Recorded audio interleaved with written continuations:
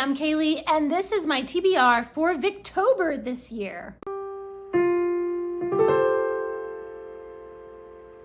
This is one of my favorite times of year when we try to read as many Victorian classics as possible in the month of October. The hosts for Victober are Kate Howe at Kate Howe Reads, Marissa at Blatantly Bookish, Ross at Scally Dandelion About the Books, and Katie at Books and Things. I will leave links to their announcement videos and to their channels in the description. Be sure to go over and subscribe to them. And please do subscribe to this channel if you want to hear all about the Victorian classics that I'll be reading in October. And be sure to follow me over on Instagram and Goodreads and Storygraph and all the places. Every year for the Victober Readathon, they have different challenges. And so this year I'm trying to do most of the challenges. Kate's challenge is to read a Victorian book where religion is a component of the story. Since I'm planning to read a lot of George MacDonald this year, then that will not be a problem. George MacDonald was a Christian congregational minister, and so all of his books are religious in some way. Katie's challenge is to read a Victorian book that plays with form in some way. And I actually have a George MacDonald anthology, which is just like different quotes from his different writings. So I'm gonna say that plays with form. I'm gonna say that counts. Marissa's challenge is to read a Victorian work that was originally serialized. So I'm planning on reading at least a couple of books from a trilogy by George MacDonald. I don't think that really counts as being serialized, although it is a series. I don't think they were published like one chapter at a time. I think it was just published as one book, and then, another book came out in the series, etc. Does a series count as being serialized? Probably not, but I'm gonna give this one a maybe. If you stretch the meaning of serialized, then it counts, but not really. Roz's challenge is to experience a Victorian drama, to read, watch, or listen to a Victorian play. For this one, I'm going to watch An Ideal Husband by Oscar Wilde.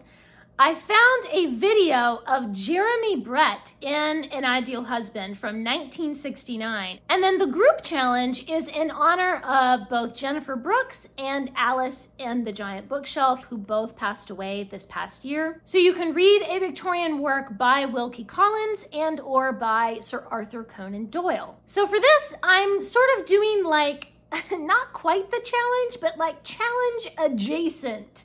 I'm going to be reading a book that is inspired by Sherlock Holmes, and I'm going to be reading a biography of Wilkie Collins. So not a work by Wilkie Collins, but something about Wilkie Collins. And not a work by Sir Arthur Conan Doyle, but something that was inspired by Sir Arthur Conan Doyle. So, challenge adjacent. I think it counts. And I think that Jennifer and Alice would approve.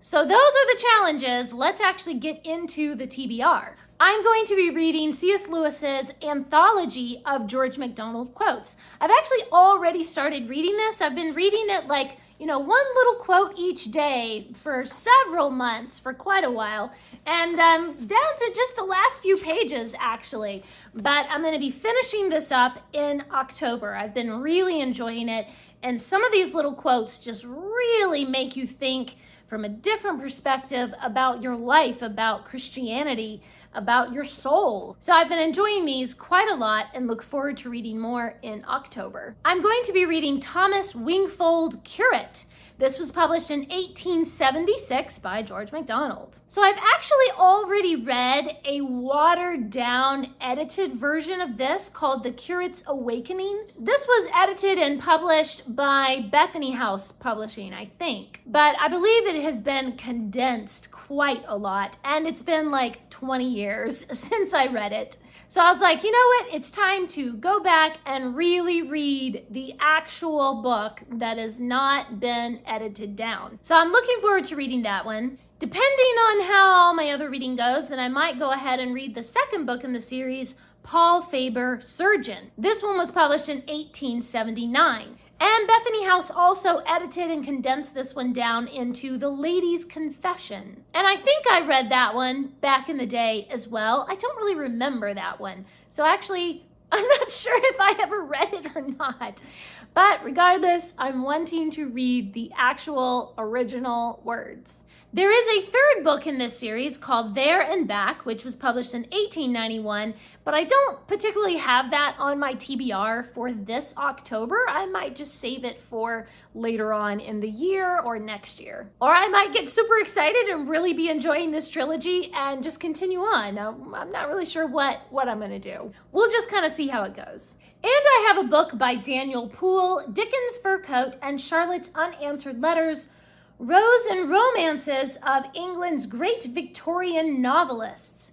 Is that supposed to be Rose and Romances or like Rouse and Romances? I'm not really sure what is intended there. Anyway, Great Victorian Novelists. I think I've read one other book by Daniel Poole and enjoyed it pretty well. I thought it was, very entertaining. It has some lovely pictures and photographs and things, photographs of authors' houses and stuff.